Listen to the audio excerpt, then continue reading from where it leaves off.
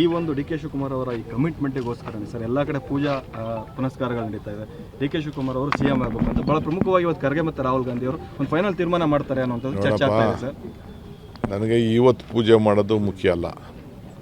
ನಾನು ಜೈಲಿಗೆ ಹೋದಾಗ ನನ್ನ ತಾಯಿಂದಿರು ಇಡೀ ರಾಜ್ಯದಲ್ಲಿ ತಾಯಿಂದಿರು, ಯುವಕರು, ಹಿರಿಯರು, ದೇವಸ್ಥಾನದ ಅರ್ಚಕರು ಎಲ್ಲ ಕೂಡ ನಾ ಜೈಲಿನಿಂದ ಯಾವತ್ತು ಈಚೆ ಬರ್ತೀನಂತ ಅವತ್ತು ದುಡಿದಂಥ ಶ್ರಮ ಪಟ್ಟಿದೆಯಲ್ಲ ಅದನ್ನು ನಾನು ಮರೀಲಿಕ್ಕೆ ಸಾಧ್ಯ ಇಲ್ಲ. ಇದು ಮುಖ್ಯ ಅಲ್ಲ.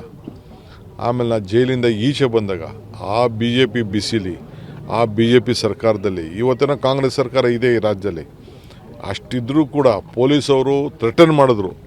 ರಕ್ಷಣಾ ವೇದಿಕೆಯನ್ನು ನಾರಾಯಣಗೌಡಕ್ಕೆ ಹೋಗಿ ಅವ್ನು ಭಾಸ್ಕರ್ ಅವ್ರು ಥ್ರೆಟನ್ ಮಾಡ್ತಾನೆ, ನೀ ಮಾಡಬೇಡ ಅಂತ. ಬೇರೆಯವರು ಮಾಡ್ತಾರೆ. ಚೀಫ್ ಮಿನಿಸ್ಟ್ರು ಆಗಿ ನನ್ನ ಜೊತೆಲಿದ್ದಂಥ ಕುಮಾರಸ್ವಾಮಿ ಚಟ್ಪಣ್ಣದಲ್ಲಿ ಅವರೊಂದು ಸ್ಟೇಟ್ಮೆಂಟ್ ಮಾಡ್ತಾರೆ, ಬೇರೆಯವ್ರನ್ನ ಸ್ಟೇಟ್ಮೆಂಟ್ ಮಾಡ್ತಾರೆ. ಕೆಲವು ಸ್ವಾಮಿಗಳು ಬರಲೇ ಇಲ್ಲ, ಕೆಲವು ಸ್ವಾಮಿಗಳು ಬಂದರು. ಭಾಳ ಜನ ಎಲ್ಲ ಬಂದು ಬೇರೆ ಎಲ್ಲ ಬಂದು ಮನೆಗಳಿಗೆ ಬಂದು ನನ್ನ ಮನೇಲಿ ನನ್ನ ವೈಫ್ ಹತ್ರ ನನ್ನ ಮಕ್ಕಳ ಹತ್ರ ಎಲ್ಲ ಮಾತಾಡ್ಕೊಂಡು ಹೋಗಿದ್ದೆಲ್ಲ ಇದೆ.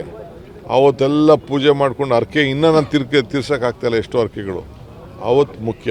ಇವತ್ತು ಬಿಡಿ, ಇವತ್ತೇನೋ ನಾನು ಡೆಪ್ಯೂಟಿ ಸಿ ಎಮ್ ಆಗಿದ್ದೀನಿ, ಪಕ್ಷದ ಅಧ್ಯಕ್ಷ ಇದ್ದೀನಿ, ಬೇರೆ ವಿಚಾರ.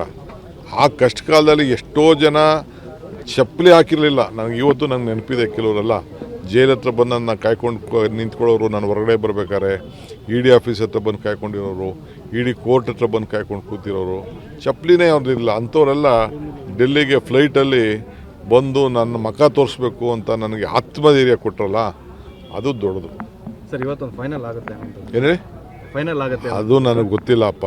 ನಾನೇನು ಕೇಳಿಲ್ಲ. ನನಗೆ ನಾನು ಚೀಫ್ ಮಿನಿಸ್ಟ್ರು ಮಾಡಿ ಅಂತಲೂ ನಾನು, ಇದು ನಮ್ಮ 5-6 ಜನದ ಗುಟ್ಟಿನ ವ್ಯಾಪಾರ. ನಾನು ಇದನ್ನು ಬೈರೋಂಗಾಗಿ ನಾನು ಮಾತಾಡೋದು. ನಾನು ನಂಬಿರೋದು ನಮ್ಮ ಆತ್ಮಸಾಕ್ಷಿ. ನಮ್ಮ ಆತ್ಮಸಾಕ್ಷಿಲಿ ನಾವೆಲ್ಲ ಕೆಲಸ ಮಾಡಬೇಕು. ನನಗೆ ಪಕ್ಷಕ್ಕೆ ಯಾವ ಥರದ ಮುಜುಗರ ತರೋಕ್ಕೂ ನನಗೆ ಇಷ್ಟ ಇಲ್ಲ. ಪಕ್ಷನ ವೀಕ್ ಮಾಡೋಕ್ಕೂ ನನಗೆ ಇಷ್ಟ ಇಲ್ಲ. ಪಕ್ಷ ಇದ್ದರೆ ನಾವು, ಕಾರ್ಯಕರ್ತರಿದ್ದರೆ ನಾವು. ಸೊ ನಮ್ಮ ನಾಯಕರುಗಳಿಗೆ ನಮ್ಮ ಸಿ ಎಮ್ ಹೇಳಿದ್ದಾರೆ, ಅವರು ಹಿರಿಯರು, ಅವ್ರು ನಮ್ಮ ಪಕ್ಷಕ್ಕೆ ಒಂದು ದೊಡ್ಡ ಆಸ್ತಿ. ಅವ್ರಿಗೂ ನಾವು 7.5 ವರ್ಷ ಈಗಾಗಲೇ ಮುಗಿಸಿದ್ದಾರೆ. ಇನ್ನು ನೆಕ್ಸ್ಟ್ ಬಜೆಟು ಮಂಡಿಸ್ತೀನಿ ಅಂತ ಹೇಳ್ತಾರೆ. ಭಾಳ ಸಂತೋಷ. ಅಪೋಸಿಷನ್ ಲೀಡರ್ ಆಗಿದ್ದಾರೆ, ಅವರು ದುಡಿದಿದ್ದಾರೆ, ಅವರು ಪಕ್ಷ ಕಟ್ಟಿದ್ದಾರೆ. ಸೊ ನಾವೆಲ್ಲ ಸೇರಿ ಮುಂದಕ್ಕೆ 28 ಗುರಿ ನೋಡಿ 29 ಗುರಿನೂ ನಾವು ನೋಡಬೇಕು. ಅದು ನಮ್ಗೆ ಭಾಳ ಮುಖ್ಯ.